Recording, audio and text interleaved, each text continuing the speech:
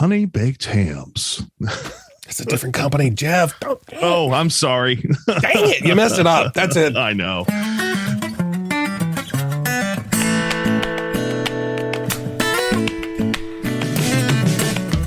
Welcome to another episode of Chewing the Fat. I am your host, Big Rob. Thank you so much for tuning in. I certainly do appreciate that. Thank you for the likes and the follows on Instagram. And I really appreciate the coffees at chewingthefatbr.com. They really help me to keep going with the podcast. And thank you for your thankful memories that you've posted on Instagram as well. I really appreciate that. That's fun going into the holiday season, kind of seeing what people are thankful for.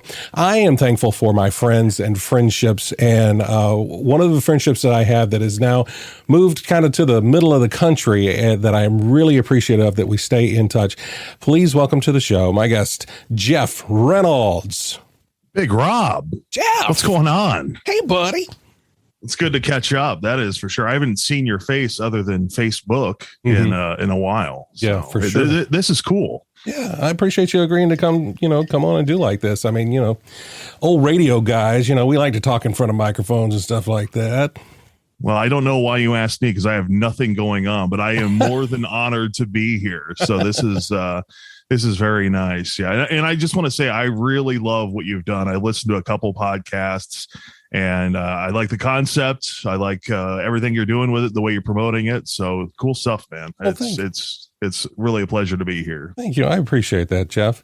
We met, I would say shy of what, 4 years ago or so. Yeah, something like that. I was thinking the other day, if I was still in Augusta, how long it would have been. And I moved there in November of 2015. So I think we met maybe half year later. I can't remember. Something like that. Jeff moved to a radio station here in Augusta. Where did you move from for that particular move? Indiana. From Indiana, okay. That's where you're calling in from today, Indianapolis, Indiana. Yeah, I grew up about 50 miles east of here. Now I'm actually living in the city, so it's one of my favorite cities on the planet. I mean, it's where I was born. The only thing I don't like is what we're dealing with now. Way too soon, by the way. 20 and 30 degree temps. Oh wow! Yeah. That's some bitter cold stuff. It's definitely different than the cold days, as I do air quotes, cold days that we had in Augusta, right? I miss them so much. I love it when that was cold. It's like I spend 90% of my life in AC anyway. Let's be real. Right. Well, I mean, as radio DJs, on-air personalities, we were creatures of comfort, sitting in a climate-controlled room and talking to ourselves for 4 or 5 hours. Not in the studio that I worked in Augusta, though. It was always freezing cold. Well, I remember burning up. I was about to say, I remember several times the air going out there and just sweating. Like I can't read the liner notes. I don't know what's going on or where the remote is happening at because I'm sweating in my eyeballs. Yeah. But I actually bought a space heater to take in there. And if I'm doing that, it's cold because I run hot. Yeah, for sure. I'm a big boy. I run hot too. Everybody's like, it's like you grab somebody's hand. They're like, your hand's so warm. I said, it's all this subcutaneous fat. It's kind of insulating me. So. I love it. But yeah, we worked together at the radio station for, a good couple of years, sliding around, day parts and stuff like that. You move to middays and afternoons and nights, and I'd move around, and we just kind of bonded over us at the time. Here's the thing: is folks may not even realize this. As far as like you think, COVID shut things down, and there's nobody in the place. There was already nobody in the radio station when we were there. Yeah, it was just us. It was literally 2 people. So, but yeah, just bonding over that and just cutting up, having a good time. And you brought such a great energy to my life. I'll thank you for that, bringing energy to my life. Because again, you were one of the few people that were there. Because let's face it, sales was gone. Anybody that worked an earlier day part gone. So I appreciated you kind of hanging around and hanging out with me. How long had you been in radio when you moved to Augusta? I started in 2003, and that was actually in high school. I remember a year before that, they were showing all these vocational school things. We had this little presentation, and you have building trades, medical, welding, things of that nature. And I'm like, yeah, this is pretty boring. The last slide that came up was radio, and I was like, hey, I like radio. I used to pretend to be a DJ when I was a kid, so I gave it a shot. You had to apply to get in and all that. And I'll admit, I was not. I didn't think it was for me when I first started, because I had a real time struggling. But my instructor said I should have received 2 awards, because I received Student of the Year my senior year. And then he said my junior year, I should have received, if we would have gave one, Most Improved. So I was happy for that. So amazing to start from the bottom and go to the top very quickly. So that's awesome. And I think that's really cool that you started in high school. That's when I started. I started as an intern at a radio station. I remember they had like morning announcements, and they were like, I always wanted to do those. We need somebody to come do morning announcements, blah, blah, blah. And then they actually happened to have an announcement like, oh, by the way, this radio station is looking for interns. If any of our, kids want to go apply to be an intern. And I was like one of the only ones. It was weird. I'm like, how could you not want to go do radio stuff? And because I'm old. So radio was cool back then. You know what I mean? That was the way that you heard new music. That was the way that you found out what the hot trends were going to be and stuff like that. So, and we had some really great stations here in Augusta back in the day. Well, everybody, I think, has that moment where radio was cool for them. I mean, I remember Friday nights listening to one of the pop stations in Indianapolis, with my cousin. It's weird to think that's how we spent a night, was just sitting around listening to the radio, because you think in today's, it's like, I don't have time to do that. I've got this, and but back then it was, just waiting for an Alanis Morissette song or, whatever. with your cassette at the ready, trying to hit record and hoping that the DJ wasn't talking over the intro, because you didn't want him talking on your recorded version of the song. Let me do this one, Mike. Come on. Yeah, for sure. Yeah, I was the kid that actually had, I remember a boombox with a Brooks and Dunn CD and a golf club, like a toy golf club as a microphone. And just, I think it was in the kitchen, just with a stool on the counter, just pretending to be a radio DJ. No idea why. No idea. That's so cool, though. I mean, obviously it's something there was something that was just internal to you that you were attracted to with that. I think it's one of the coolest professions, period, ever. But it's also one of the professions you do not get into because you like money. No, you're a DJ and you're an on-air personality because you like doing it. People want to think, when you got all this money. No, I think there's like 3 DJs that have money, period. Like all of radio. And I was never one of those. But it's because you like the connection to people, I think, is one reason. That was always my favorite part, talking to callers. Sometimes you're goofing off with them. Sometimes it's really serious, because you become that friend to your listeners that you never realize, because they're listening to you every night at work. They're working an overnight shift or whatever your shift is. And, they make that connection. And then you start to see them when you go out to concerts and remotes and things like that. And they're like, hey, and you get to know them. I always thought that was one of the coolest things about radio. I miss it. I really do. The calls. It's like, does anybody even call a radio station anymore? Yeah. And it's sad, because it was so much fun. I still say the most fun I ever had was doing live night shows, just because you had an interesting group of people. It was very diverse. I mean, you had, I remember Country Lovin' was a show that I always fascinated me. And it was basically, like a 7 to midnight love line, kind of like Delilah or something like that. And people were out there sending love messages. And I didn't really care for the format that much. I thought it was a little cheesy at times. I mean, It was sweet, but I liked the interaction. I liked the engagement. I was like, man, if I could do something like that, just be able to talk to listeners and get into their lives, I always thought that was cool. Yeah, Friday nights were always a great night for being live on the air, when people are going to parties or they're going to the club or they're whatever, and they're calling in and they want to,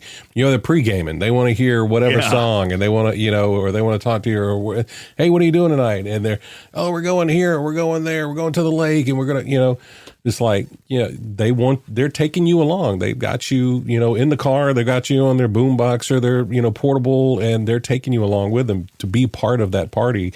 That was always such a cool thing. And it's something that you just don't get any other job, My favorites were I can think of one, and it still makes me laugh to this day. There was this guy, the people that just pick up the phone and it's like, who can I call? Who is going to be around right now? A radio station. Mm-hmm. And so they called, and this was probably 9-10 o'clock. There's a country road where a truck has been tipped over and there's little piggies out all over the road, and you can't make that stuff up. It's like, oh my God. And you have to play that call on the air. And I think Nights, kind of gave you that opportunity, because the people that are listening are truly listening. They're not just, trying to have part of their day. I don't know. I really miss that interaction. Social media is great, but man, to hear people's voices and then to listen to them kind of be a character was the best. And they didn't even know they were doing it at the time. Right. And but then you got, people is like, they call back because, I heard my cousin on the air, blah, blah, blah, or that the guy with the pigs, that's my uncle, and or whatever, and you start the branches start, connecting out to this community that you've created and that you're a part of. It is such a cool thing. And it's one reason why I started the podcast too, is to kind of scratch that itch, because it does allow me to at least kind of talk to people. Mm-hmm. One of the cool things with the website at chewingthefatbr.com is there's a little microphone on there. If you want to leave a voicemail for me, you can actually leave a voicemail, and it's something that I may use in a later episode of the podcast down the line. As I'd asked, folks on Instagram, like, as we're in, getting into the holidays, it's like, tell me something you're thankful for. So like, folks want to go on the website and record and tell me what they're thankful for. That's something that I probably would work into, a future episode, a way to create community, a way to connect.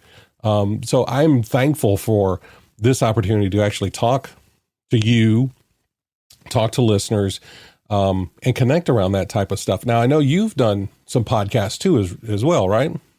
Yeah. I'm a great starter, not a great finisher as far as those go. The reason is that I have done a couple is because I can't find one that I really want to sink my teeth into and stick with. Now, I did have one, and this is part of the problem too. I did have one I was really excited about with my girlfriend, but the problem, and I would do a podcast by myself, but I think it's a challenge, and I think you can do it, but it's a much different approach. I think it's much more difficult. And I think you got to really kind of be on your toes for that one. But doing a podcast by yourself is much easier when you're not having to rely on that other person. And that's where it becomes, you have to have somebody that's really committed.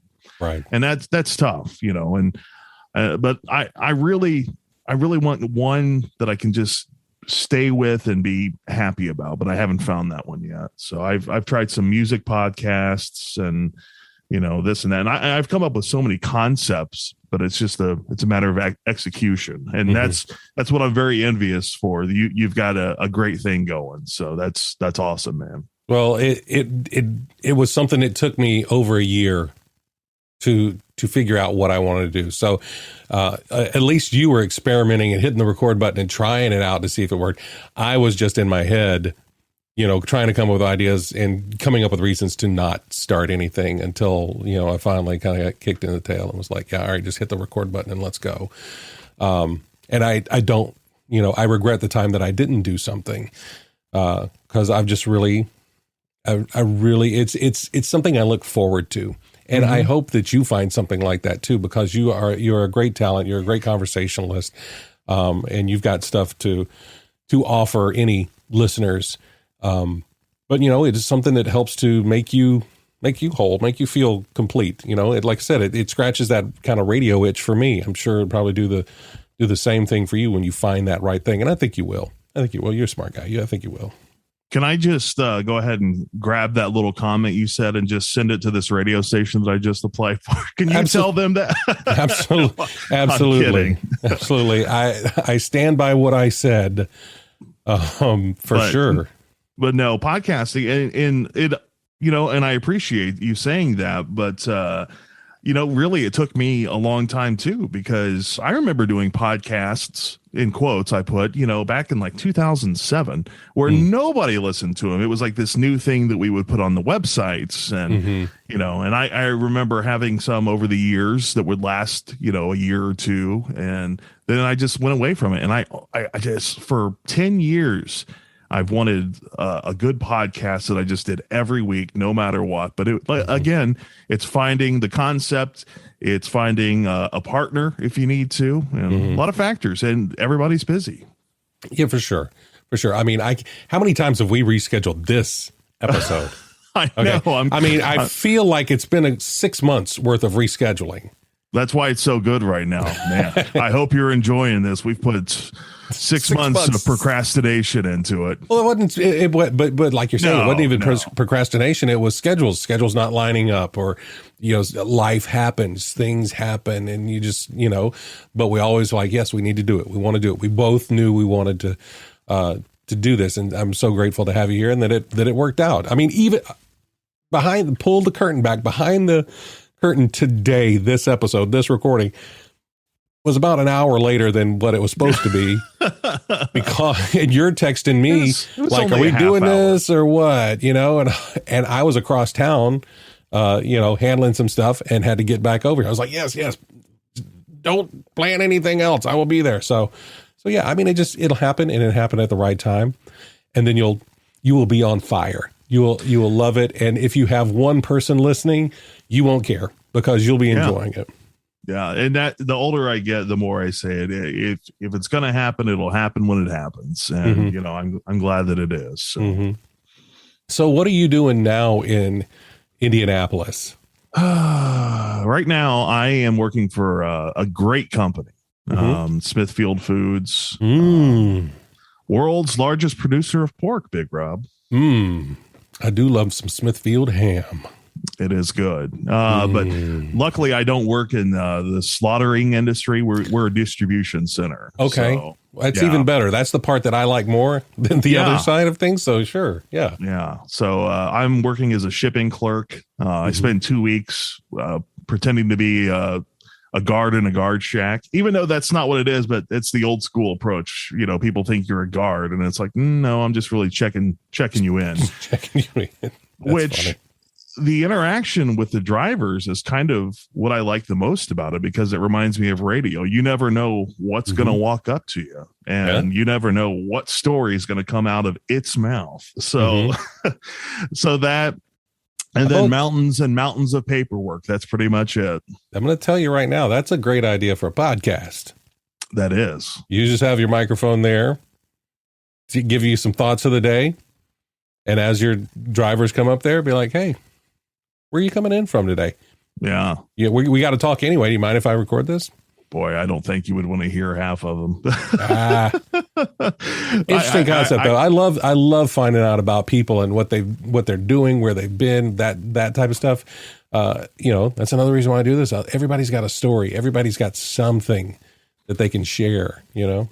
Unfortunately, about 38 seconds in, you learn where they stand politically, and that's what I don't like. It's like, I didn't even ask. Like, what? I just asked if you. How did you hauling today? How did you turn me writing with this pencil in my left hand to politics? It makes no sense.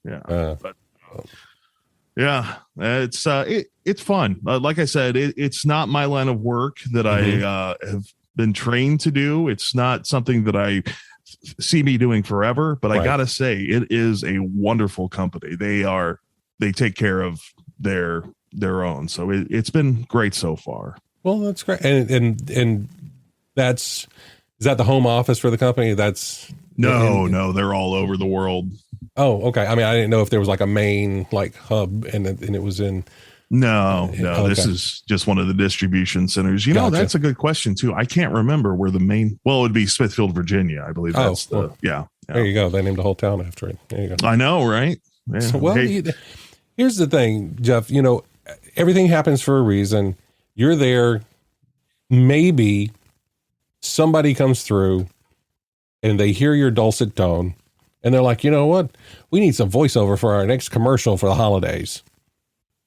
Who can we get? God, you know? I hope so. And they're like, I know this guy, Indianapolis. Yeah. Get him on. Tell people to buy glazed hams for the holidays. It'll be awesome. So honey baked hams. It's a different company, Jeff. Oh, I'm sorry. Dang it. You messed it up. That's it. I know. Dang it. See, that's why it'll never happen. Well, other than working at Smithfield, anything exciting going on in Indianapolis? Have you gone to is the raceway thing? Is that like a big thing for you? Are you a big, racing fan? It is. I'm not a huge racing fan. I was actually more of a racing fan as a kid, which I was going to mention this earlier, and I'll make this very quick, but kind of where my broadcasting chops began too was doing race announcing for an RC car track. If you could imagine this, grown men playing with RC cars. And I'm not talking about the ones you would go and buy from Radio Shack. These were, $400, we took it serious. And if you ever wanted to see something hilarious, it was a grown man losing his mind over wrecking his RC car or losing or something. So I got to do a lot of announcing for that. My grandpa let me do that, and I'll be forever grateful for that. But the Indianapolis 500, you should definitely experience it once. It's fantastic. But I try to get there as much as I can. Yeah, again, life gets in the way. And I'm really a Formula One guy. I used to love Formula One, and I've kind of gotten into it a little bit more this past year. So what's the difference in Formula One and the Indy 500? Is that not Formula One? No. The IndyCar, it's not NASCAR series, though, right? No. Not NASCAR. I used to love NASCAR when I was a kid. I because that was kind of what I raced. It was a RC stock car. So I mean, it was pretty easy to like that. But and if somebody put the Daytona 500 on right now, I'd probably watch it, but I'm not avidly seeking it out. But the main difference with the IndyCar series, one, it's an American sport. And they do a couple road courses, I think, but it's mostly ovals. And the Formula One, that's worldwide. I mean, they might race in Turkey tomorrow and then Australia the next week, so I think they're maybe in Mexico City coming up. They were in the US 2 weeks ago. They were in Austin for the Grand Prix there. And I think they said it's like 300,000 people showed up or something like that. I can't remember. It was crazy amount of numbers, but yeah, it's just something I'm kind of getting back into. The only sport that I really keep up with is football. Now I do like the other sports. Now, don't get me wrong. I'm a Cubs fan. I like the Indiana Hoosiers, but as far as game to game, second by second, I might not be able to watch all the games, but I'm reading about the games. I'm studying, I'm focusing. I've always been a huge football fan. I have never been one that's been a true sport fan. Obviously, I'm not going to say I'm bandwagoning like the Braves winning the World Series. That's cool though. I mean, that's it's special. It's not like, oh, hey, we're New England and we won again, which obviously isn't happening right now. But at the same time, it's been since the 90s. And the Atlanta Falcons, I mean, took a devastating loss in the Super Bowl a couple of years ago to New England. Right. But that's the thing is like, growing up here, it's like, yes, I went to Braves games. That's what, my mom still religiously watches the Braves games. If I'm, over at the house and she's watching games that were like old games, she's watching replays of games. I'm like, why are you, what's going to happen? But she loves it. She loves the Braves. She's a huge Braves fan, was just tickled pink that they won the World Series. I'm not one that's going to necessarily watch the game on TV, but if you're like, hey, let's go to the ballpark, let's watch a game, I'm for that, because I think that's part of that kind of getting out, meeting the people, feeling that energy kind of thing, as opposed to two-dimensional in front of the television. Baseball is the only sport where I think it's better if you go to the game. Football, I don't care to go to a game. It's fun. Really? I'll go, but the best seat is on my couch. I don't care if you're on the 50. My girlfriend's the opposite way. She would much rather go to the games. But baseball, I think, is just an experience. I think, you can smell the hot dogs in the air. Yes. Smithfield hot dogs, as a matter of fact, I'm sure. Oh, yeah. Probably. Oh, yeah, because they do own Nathan's Hot Dogs. There you go. So, and I'm guessing that's probably one of the big ones that are sold at ballparks. But I especially for the Braves fans, I remember this vividly. Back when the Braves were terrible, you would be able to go to Turner Field and you would be able to, if it was a hot day in Georgia, avoid the sun throughout the entire game, because you would just pick up and move to go to another section because nobody was there. Yeah. So for those fans that have been there the whole time, that's what I love. It's you ride with your team. I as a Colts fan, as a Pacers fan, Pacers have never won anything. They may have won an ABA championship, but it's right. I was a Cubs fan, or I am a Cubs fan. To go that long without anything, it's just for the people that are working class, like that's all they got. I mean, and especially in the South, football is religion.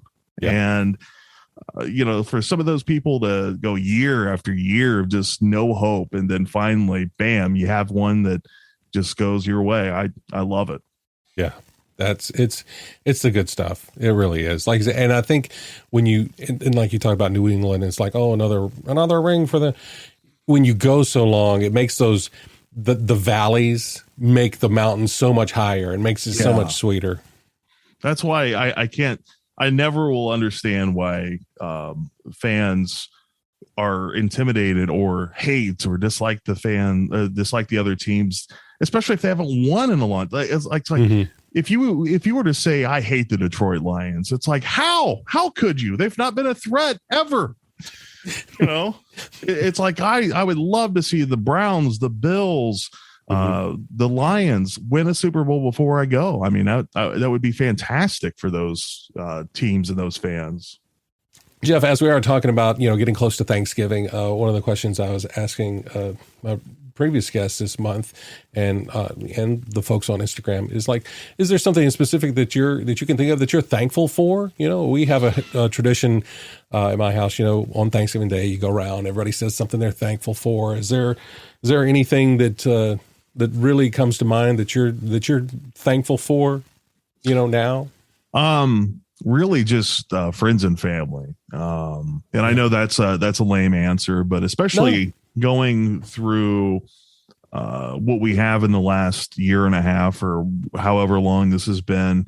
I know for a fact, if it wasn't for them, I think things would probably look a lot different for me right now. Having that support is huge. And, I'm not going to lie, it's not been an easy time this last year or so. And like I said, without them, I couldn't even imagine. Yeah. And don't ever think that's a lame answer. Having a support system is so integral to a lot of the things that we do, whether it's family, friends, family that were, friends that became family, you know what I mean? That type of stuff. It's so important for everything we are. And you are absolutely correct. And I would have never believed this, but I had a situation where I was applying for a job recently, and I think I could have got the job. I think I'd probably be doing the job right now.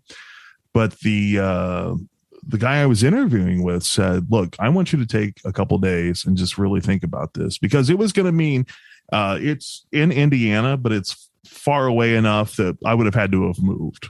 So that was a big decision. My girlfriend wasn't going to be able to as quickly as I was. And what are we going to do? And he said, and he really said, I want you to have your support system because it's very important. Mm-hmm. And I thought, wow, that's, something I had never come across before, because usually it's, well, I got a job halfway across the country, so I'm going to go. Are you going to go too? And then back then it would have been, if they would have said no, I still would have went, just because that's how hungry you are for the career that you're in. Yeah. And that's one of the huge downsides, I think, to radio that people don't realize either. As much as they're like, oh, you must make a lot. No, we don't make a lot of money, and we do it because we love it. But yes, there are opportunities that come along that you think will elevate you and move you to a point where you might be making money. And it's always, you're going to have to move to the other side of the country. You're going to have to move to this different town. You're going to have to move from the south to the north, north to the south, east to the west, whatever. And we do it. And we do it because of the love of what we do. And that's just something, if you would have asked me a couple of years ago, it's like, will you take this job? Yes, I'll take, but now, luckily, I've kind of stuck back and said, you know what? I don't want 50 addresses. I don't want to just go to some town just because it might be a stepping stone into the next thing. Because then again, it might not. I mean, I've known people who have moved to places, picked up their life, moved all the way across the country. And then within a month, they said, we don't really like this person as much as we thought they did. And then they're just SOL. And, that's not cool. For sure. And especially now, the industry was, the industry has definitely taken a little bit of a hit over the years. And it was already kind of going that way before this happened. And now you have more people out of work trying to figure out what's next in their career more than ever. Yeah. And it's one of those things that is really weird, because I was the victim of, they call it an RIF, a reduction in force, working in radio. And I'd been with the company for 10 years, and they came in and said, thanks, we're done. We're just reducing the force. I was one of 3,500 let go in one day from this company. And the thing is like, man, that is so many people. But here's the thing. It's so many people with the exact same skill set. Mm-hmm. And now those jobs don't exist for these same people.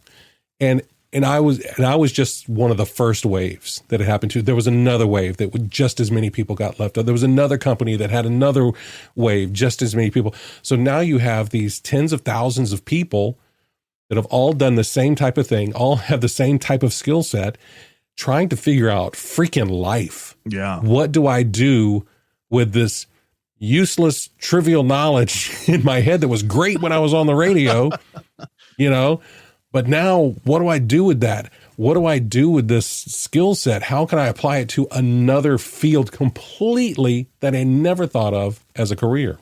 Yeah. And not to mention not having as much fun. I mean, because let's face it. I mean, radio was work, but it was fun. You had perks. There's no doubt about it. I remember job postings years ago. Anytime you saw a Florida job posting, it's like, well, we'll pay you in sunshine. It's like, yeah, that's nice, but getting to go to concerts, getting to talk to artists, getting free food. That's what I loved about radio. No 2 days were the same. And that's what I like about my job now. I think that's why I'm sticking with it for now is I like that. There's nothing more that I fear than being complacent. I can't stand it. All right, Jeff, this is the second segment of the show. This is the part where we want to dive a little bit deeper into you. We get a little bit more serious. I think folks that are in, an entertainment type of industry, we kind of show our curated version of life, and the stuff behind the scenes, people don't have access to and don't realize it's going on. But, that's the way it is with everybody's life. You never know what somebody's going through. So for you, how do you stay positive and keep the dark at bay? I'll let you know when I find out. Yeah. Yeah. No, it's basically I just try to just the more that I think about it, the more self-care is just where I try to maintain. I've been one that's, I've struggled with it basically my entire life. I mean, depression, anxiety, just totally torturing yourself for no reason at all, and no idea why. I still suffer from fits of sleeping too much and things of that nature. But I've learned, over the years, what sets that off. And basically, it's just one, surrounding yourself with things you love, and two, surrounding yourself with people you love. And for me, especially, lots and lots of sunshine. That's something that really scared me about moving back to Indiana, and it still affects me. And a lot of people think that it's BS that I'm making it up, but I know for a fact that's exact. I take vitamin D, and I've recently started taking B12, and I think that has really started to improve. But I mean, I'll be honest, we've had maybe 2 or 3 sunny days in the last 2 weeks, and that's difficult. I mean, it's not difficult for everybody. My mom doesn't understand it, but she's also a naturally peppy person anyway. So that's, but yeah, it's a lot of self-care. It's a lot of just telling myself that it's not that heavy. And one of my biggest flaws is I care way too much about what other people think, even though I play it off like I don't. It's me trying to tell myself that I don't, but I still do. And I don't know how to break that. So I just, as I get, just like everything, as you get older, it gets a little easier. You get a little wiser. And, I just try to capitalize on those things that I see positive effects from. Yeah. And I think when you're talking about that, you realize that you do a certain thing, I think that helps to break down the hold of the thing. I've said that before. It's like, it's kind of the, admitting you have a problem is the first step. And that's true. And if you can admit that you have a problem, then you start to recognize what some of those things are that are the problem.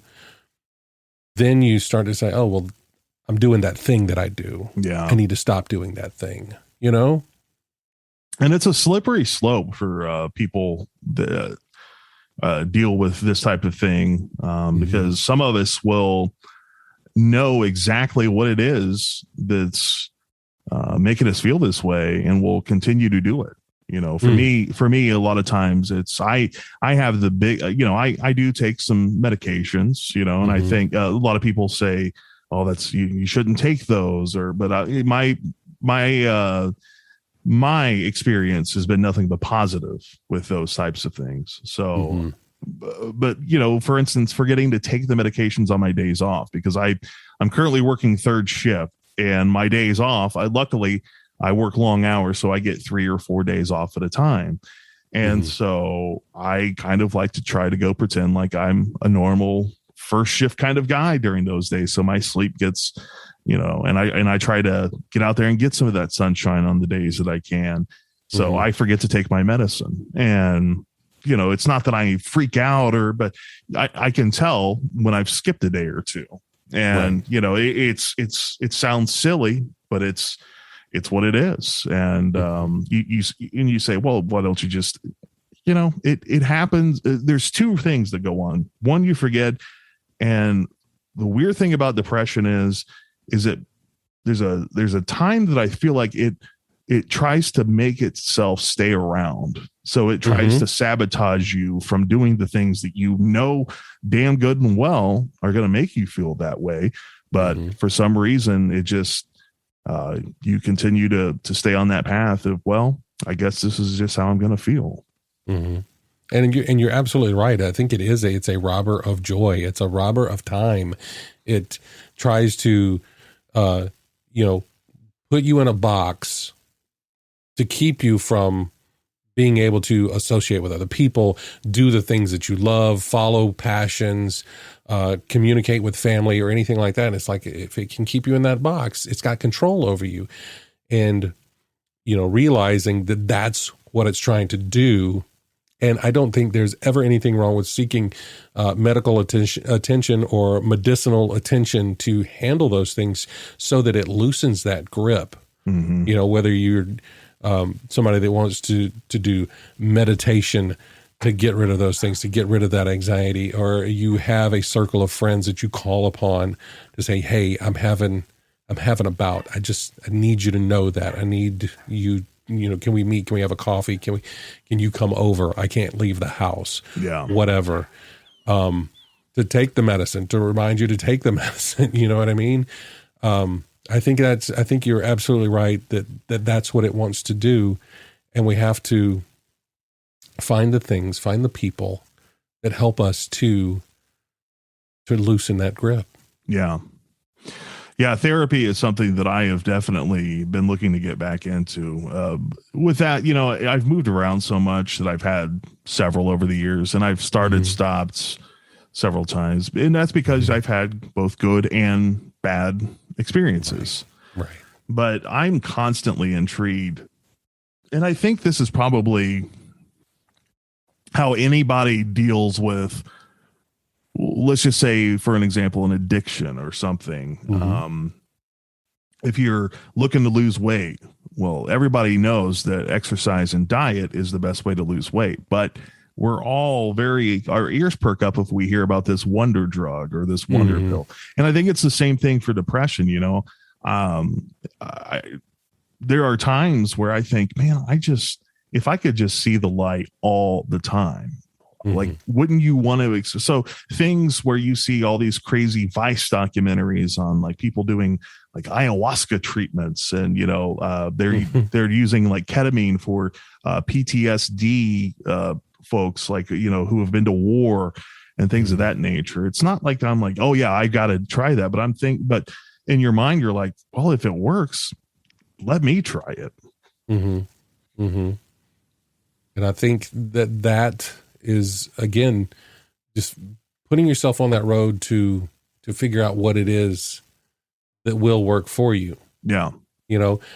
Counseling, therapy, it doesn't have to be you on a couch with someone. It can be a conversation with a friend. It could be us talking. It's a kind of therapy. And be real honest in this format too. That's another thing that I like. You can literally Zoom in with your therapist, and hell, that's how most of my doctor's appointments are these days. I mean, it's right.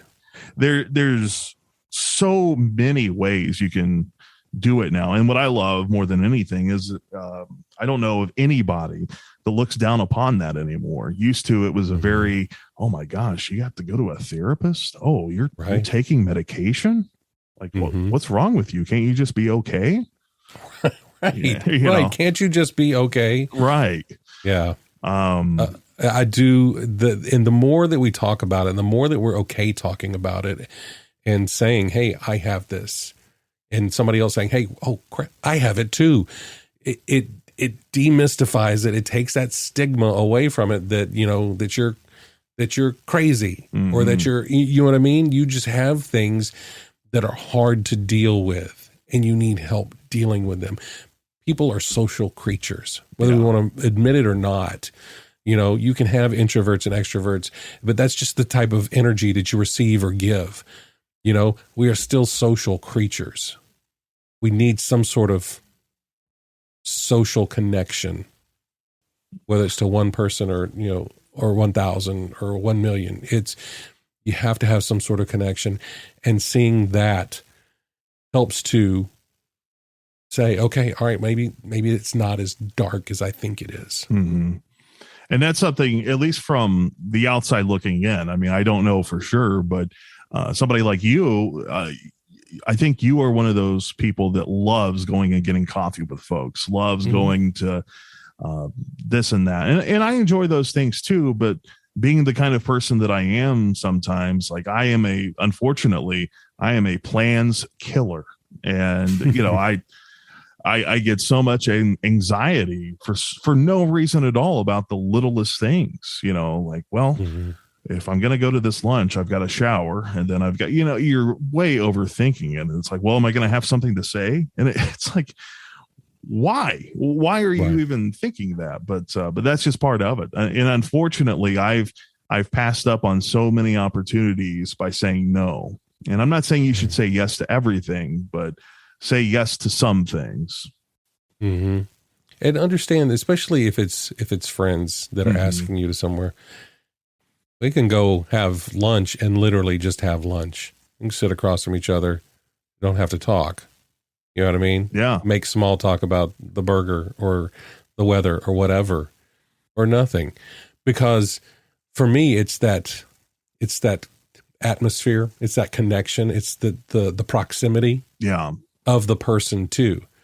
It's like, I want to hang out with you because I like you for who you are, good, bad, otherwise. Whatever flaws you have, I'm okay with that. I want to hang out with you. I want to learn more about you. I want you to know that I care about you.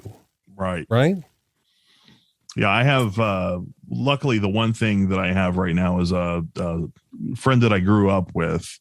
He works from home one week and then works in the office here in Indy the other week.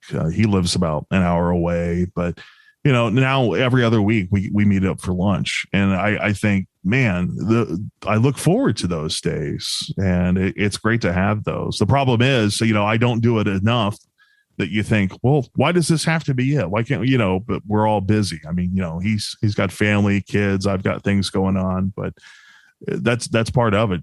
Saying yes. There are so many times that I've said yes to things and I still didn't have that great of a time. But there's probably way more times where I've said yes to something thinking it was going to be horrible and ended up being a great life experience. All right, Jeff, this is going to be our third segment to the show. This is time now for the Fast Five. Fast Five. Fast Five. Here's the Fast Five. I'm sorry, I don't have a theme song yet. Those are, man, I don't know how you managed to pay for those sound effects, but money well spent. You have to listen, the artist to sing that, he was in very high demand. So. I'm sure he was. That was impressive. This is the Fast Five. It's powered by Poddex. It's an app created by a friend of mine, Travis Brown. It's created for podcasters. It's conversation starters, interview questions. There's over 4,000 questions in the app, but it's also great for like conversation starters. If you have to talk to someone, maybe you can pull one of these questions out and ask one of your truck drivers as you're checking them in, at the guard shack. So, that's a good idea. I'm serious. If you want your own deck of Poddex, you can check out the app, or if you go to chewinthefatbr.com/Poddex and use promo code CHEW, you can get 10% off your decks. But what I'm going to do is I'm going to hit the randomizer here, and we'll get you going with your first question. No wrong answers. First thing comes off the top of your head, okay? All right. What do you need more of in your life? Ooh, that's a good one. What do I need more of? Can I say happy days? That's a great answer. I don't mean the TV show, even though I do love Happy Days. Hey. No, I just want more days where I just feel like me. And, that's something I've always strive to have. And that's awesome. Yeah. And a lot of it is just what I've noticed without getting too deep into it. All those years that I worked in radio, my hobbies weren't really that great because my hobby was radio for so long. So now it's like finding things to fill that gap. So, Well, I hope you find some more happy days. I hope you land on a podcast too, man. I'm just saying. Well, I know that, and see, that's going to be, like you said, scratching that itch. That's what I've been looking for, because I know if I'm going to have an adult job, I have to have a young man outlet. There you go. As far as, doing this type of thing. That's awesome. All right. Question number 2. Have you ever been in a food fight? In a food fight? No, I don't think so. No, The only food fight that I would say even comes close to that is being a mischievous little kid and trying to shoot peas up on the ceiling or something like that. I do remember doing that sort of thing. And if it stuck, it was the greatest thing in the world. If you could get something to stick to the ceiling. Oh, I remember. Yeah, I never shot peas on the ceiling, but like I remember in like school when you sharpen your pencil really sharp and you flick it and stick it into the drop ceiling. Yeah, that was like the best ever. Especially if it would like stay through the whole class. These kids who were trying to flip bottles on the top, you guys know nothing. That's right. Were you in a food fight?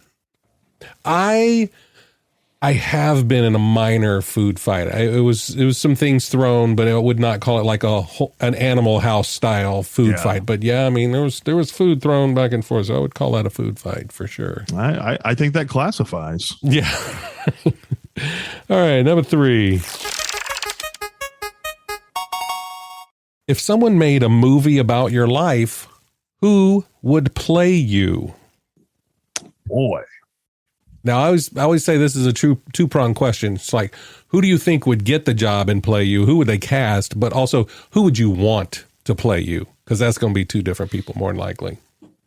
You know, I don't know if I've ever really thought about that. I will say this. I don't get it as much as I used to, but I used to get all the time. You know who you remind me of? Seth Rogen. And I think was part of it was the laugh or something. I don't know. I don't get it as much as I used to, but I think I've got like a very familiar face because I've had people that come up to me and swear they know me. And they don't. For instance, the guy that you had on your podcast before, he's a local singer, bigger guy like me, Ryan. Ryan Abel. Mm-hmm. I went to Wild Wing a couple times when I was living in Augusta, and there was a bartender there. It was always very friendly and was like, "Hey man, how's it going? Are you going to sing tonight?" And I'd always say, "No, I don't plan on it." And I had no idea. Later, I found out he thought I was Ryan, and like, wow. So I've always had that familiar. But as far as somebody playing me, boy, I have no idea. There's a lot going on up in this head. So they would have to be a pretty method to play me, I think. So we'll go with a Seth Rogen, though. That works. We'll go with a Seth Rogen. Somebody goofy and somebody who doesn't take things too seriously. Well, maybe like a Ryan Reynolds then or something. Well, I mean, he does have the same last name. See? There you go. It must be destiny. I'm definitely not that handsome, though. Well, again, I said, who would get the job and who would you want to get the job? Well, for me, it would be some C-star actor. No, it's like we need an unknown for this one.